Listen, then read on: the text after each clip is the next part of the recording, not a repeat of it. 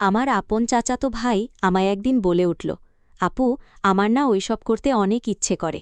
আমি তখন তাকে কি বলবো ভেবে পাচ্ছিলাম না, কারণ আমারও ভীষণ ইচ্ছে করছিল। চাচাতো ভাইকে আমি তখন বললাম, তুই রাতে একা একা আমার রুমে আসিস, কেউ যেন না দেখে। চাচাতো ভাই রাতের বেলা আমার রুমে আসলো আর ধীরে আমার শরীরের কাপড় খুলতে লাগল। এরপরে না থাক, বাকিটা পুরো গল্প শুনলেই জানতে পারবে। আমার নাম নীলা। আমার জন্ম কোনো বড়লোক বাড়িতে না, আবার একেবারে ভাঙা ঘরেও না। আমরা ছিলাম মাঝামাঝি, যেখানে স্বপ্নগুলো বড় হয় কিন্তু সংসারের হিসাবের কাছে বারবার হেরে যায়। ছোটবেলায় আমি বুঝতাম না মানুষ কিভাবে একই ঘরের ভেতর থেকেও আলাদা আলাদা একাকিত্ব বয়ে বেড়ায়। পরে বুঝেছি, আমাদের বাড়িটা আসলে ঠিক তেমনই ছিল, এক ছাদের নিচে থাকা কয়েকটা আলাদা জীবন। আমাদের পরিবারে ছিলাম আমরা চারজন: আব্বু, আম্মু, আমি আর আমার ছোট ভাই রিয়াদ। বাইরে থেকে দেখলে খুব সাধারণ পরিবার। আব্বু স্কুল শিক্ষক, আম্মু গৃহিণী। কিন্তু ঘরের দরজা বন্ধ হলেই শুরু হতো অদৃশ্য টানাপোড়েন। আব্বুর কণ্ঠে ছিল দায়িত্বের ভার, আর আম্মুর চোখে ছিল অপূর্ণতার ক্লান্তি। তারা একে অপরকে দোষ দিতেন না সব সময়, কিন্তু ভালোবাসার ভাষাটা যেন কোথাও হারিয়ে ফেলেছিলেন। আমি ছোটবেলা থেকেই একটু চুপচাপ ছিলাম। অন্য মেয়েরা যখন উঠোনে লুকোচুরি খেলত, আমি তখন রান্নাঘরের পাশে দাঁড়িয়ে আম্মুর মুখ দেখতাম। তার মুখে সবসময় এক ধরনের ব্যস্ততা থাকত, যেন তিনি শুধু সংসার না, নিজের ভাঙা স্বপ্নও সামলাচ্ছেন। একদিন আম্মুকে জিজ্ঞেস করেছিলাম, তুমি কি কখনো নিজের জন্য কিছু চেয়েছিলে? আম্মু হেসে বলেছিলেন, মেয়েদের নিজের জন্য চাওয়া জিনিসগুলো খুব তাড়াতাড়ি বদলে যায় মা। বিয়ের আগে একরকম, বিয়ের পরে আরেক রকম, সন্তানের পরে একদম অন্যরকম। তখন বুঝিনি এই কথার ভেতরে কতটা চাপা কান্না ছিল। আমার পড়াশোনায় সবাই খুব আশা দেখত। স্কুলে ভালো রেজাল্ট করতাম, শিক্ষকরা বলতেন আমি অনেক দূর যাব। আব্বুর চোখে তখন এক ধরনের গর্ব দেখতাম, কিন্তু সেই গর্বের সঙ্গেও লুকিয়ে থাকত একটা ভয়। মেয়েকে বেশি উঁচুতে তুললে তাকে ধরে রাখা যাবে তো? সমাজ কি বলবে, আত্মীয়রা কি বলবে? এসব কথার উত্তর আমি তখনও জানতাম না। শুধু জানতাম আমি আমার জীবনটা নিজের মতো করে একবার অন্তত দেখতে চাই। কিন্তু মেয়েদের জীবনে চাই শব্দটা খুব বেশি দিন টেকে না। আমি যখন কলেজে উঠলাম, তখন থেকেই আত্মীয় স্বজনের চোখে আমি আর মানুষ না, একটা দায়িত্ব হয়ে গেলাম। কে আমাকে কোথায় দেখেছে, কার ছেলে সরকারি চাকরি করে, কোথায় ভালো সম্বন্ধ এসেছে, এসব কথা ঘুরে ফিরে বাড়ির বাতাস ভারী করতে লাগল। আব্বু মুখে কিছু বলতেন না, কিন্তু রাতে তার ঘরে চাপা স্বরে আলোচনা চলত। আম্মু বলতেন, মেয়েটাকে আরেকটু পড়তে দাও। আব্বু বলতেন, আমি কি চাই না, কিন্তু সমাজ কি আমাকে থাকতে দেবে? আমি বুঝলাম এই সমাজ নামের জিনিসটা আসলে এমন এক অদৃশ্য দেওয়াল, যার সঙ্গে ধাক্কা খেয়ে সবচেয়ে বেশি আঘাত পায় মেয়েরাই। তবু আমি পড়তে চেয়েছিলাম। বিশ্ববিদ্যালয়ে ভর্তি হলাম। জীবনের প্রথমবার মনে হলো পৃথিবীটা একটু বড়। আমি শহরের বাসে চড়ে ক্লাসে যেতাম, লাইব্রেরির কোণে বসে বই পড়তাম, আর ভাবতাম একদিন আমি নিজের পায়ে দাঁড়াবো। একদিন আম্মুকে বলবো, তোমার আর কারোর উপর নির্ভর করতে হবে না। একদিন আব্বুকে বলবো, দেখো, মেয়েরা শুধু সংসারের মান রাখতে জন্মায় না, পরিবারকে দাঁড় করাতেও পারে। কিন্তু ভাগ্য সবসময় স্বপ্নের পাশে দাঁড়ায় না। বিশ্ববিদ্যালয়ের দ্বিতীয় বর্ষে উঠতেই আব্বু হঠাৎ অসুস্থ হয়ে পড়লেন। প্রথমে আমরা ভেবেছিলাম সাধারণ সমস্যা, পরে জানা গেল তার হার্টে জটিলতা। সংসারের আয় একরকম থেমে গেল। বাড়ির ভেতর আতঙ্ক, হাসপাতালের করিডোর, ওষুধের লিস্ট, ধার দেনা, সবকিছু একসাথে এসে আমাদের জীবনটা উল্টে দিল। আমি তখনও ক্লাসে যাই, কিন্তু মাথার ভেতর শুধু হিসাব। কত টাকা লাগবে, কোথা থেকে আসবে, রিয়াদের পড়া কি হবে, আম্মু কতটুকু সামলাতে পারবেন?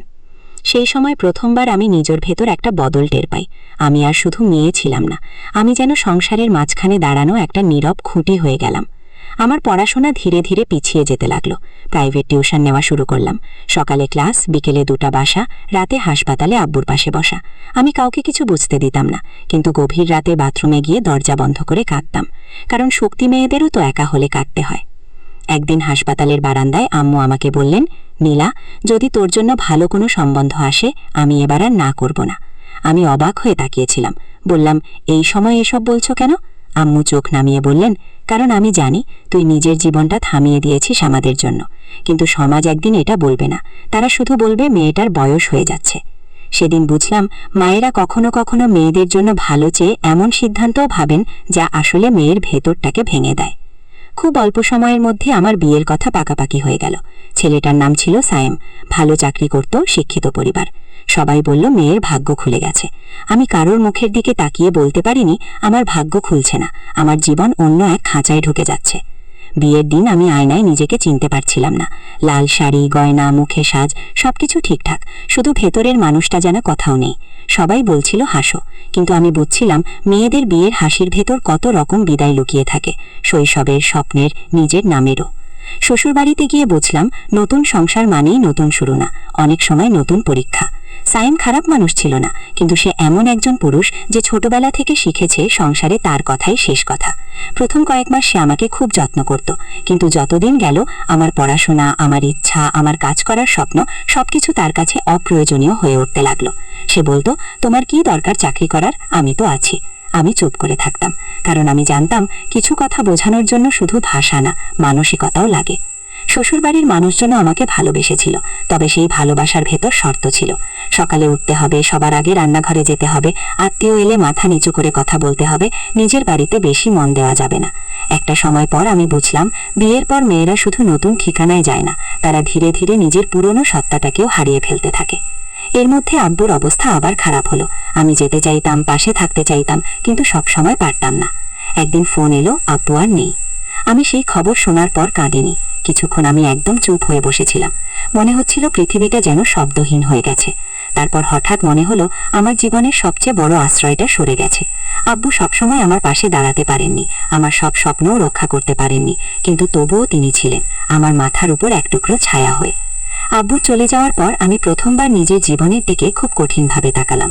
আমি কি বেঁচে আছি, নাকি শুধু দায়িত্ব পালন করছি? আমি কি কারো মেয়ে, কারো স্ত্রী, কারো বৌমা, এই পরিচয়গুলোর বাইরে কিছু? আমার নিজের নামের ভেতর কি এখনো কোনো মানুষ বেঁচে আছে? সেদিন রাতে আমি সাইমকে বললাম, আমি আবার পড়াশোনা শুরু করতে চাই, আর চাকরিও করতে চাই। সে বিরক্ত হয়ে বলল, এই বয়সে নতুন করে এসব? আমি শান্ত গলায় বললাম, আমার জীবনটা এখনো শেষ হয়ে যায়নি। সেই প্রথম আমি নিজের কণ্ঠস্বরকে নিজের বলে মনে করলাম। সহজ ছিল না, অনেক তর্ক হয়েছে, অনেক অপমান শুনেছি, অনেকবার মনে হয়েছে ছেড়ে দিই, কিন্তু আমি এবার আর থামিনি। অনলাইনে কোর্স করলাম, পুরনো পড়া গুছিয়ে আবার পরীক্ষায় বসলাম, ছোট একটা প্রতিষ্ঠানে কাজ শুরু করলাম। প্রথম বেতন হাতে পাওয়ার দিন আমি দীর্ঘক্ষণ চুপ করে বসেছিলাম। টাকার অঙ্কটা খুব বড় ছিল না, কিন্তু সেই টাকার মধ্যে আমি নিজের হারিয়ে যাওয়া সত্তার একটা অংশ খুঁজে পেলাম। আম্মুর হাতে কিছু টাকা তুলে দিলে তিনি কেঁদে ফেলেছিলেন, বলেছিলেন, আজ মনে হচ্ছে তোর জন্য আমি যে দোয়া করেছি আল্লাহ আজ একটু শুনেছেন। আমি তার হাত ধরে বলেছিলাম, না আম্মু, আজ আমি শুধু তোমার মেয়ে না, আমি তোমার অসমাপ্ত সাহসটাও বয়ে নিয়ে চলেছি। আজ আমি যখন নিজের জীবনের দিকে তাকাই, তখন বুঝি আমার গল্পে খুব বড় কোনো চমক নেই। এখানে রাজকুমার নেই, অলৌকিক কিছু নেই, একদিনে বদলে যাওয়া ভাগ্যও নেই। আছে শুধু এক মেয়ের ধীরে ধীরে দাঁড়িয়ে ওঠার গল্প। যে মেয়ে শিখেছে পরিবারকে ভালোবাসা মানে নিজেকে মুছে ফেলা না। ত্যাগ মহৎ, কিন্তু নিজের অস্তিত্ব হারিয়ে ফেলা মহৎ না। সংসার টিকিয়ে রাখা বড় কথা, কিন্তু নিজের আত্মাটাকে বাঁচিয়ে রাখাও কম বড় না। আমি নীলা, আমি এখনো অনেকের কাছে কারো মেয়ে, কারো স্ত্রী, কারো বৌমা, কিন্তু আজ এতদিন পরে আমি নিজেকে আরেকটা পরিচয় দিতে পেরেছি। আমি আমার ভাঙা স্বপ্নের ধুলো মুছে, আমার কষ্টের ভিতের ওপর দাঁড়িয়ে আমি আজও বেঁচে আছি। আর যদি কেউ আমার চোখের দিকে তাকিয়ে জিজ্ঞেস করে, তোমার জীবনের গল্প কি, আমি খুব শান্তভাবে বলবো, আমার জীবনের গল্প কোনো একদিন হঠাৎ বদলে যায়নি, আমি নিজেই ধীরে ধীরে বদলে দিয়েছি।